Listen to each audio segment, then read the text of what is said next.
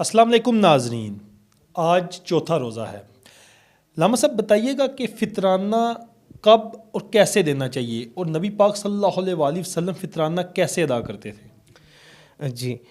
فطرانہ کے حوالے سے یہ ہے کہ حضور نبی رحمت صلی اللہ علیہ وسلم خود بھی فطرانہ دیا کرتے تھے اور صحابہ کرام کو تعلیم بھی فرمایا کرتے تھے۔ جیسے کہ حدیث مبارکہ کا مفہوم ہے کہ حضور نبی رحمت صلی اللہ علیہ وسلم جانے جانا آپ ارشاد فرماتے ہیں کہ فطرانہ دینے سے روزہ کے اندر جو ہماری کمی کوتاہیاں رہ جاتی ہیں، روزہ رکھنے کے بعد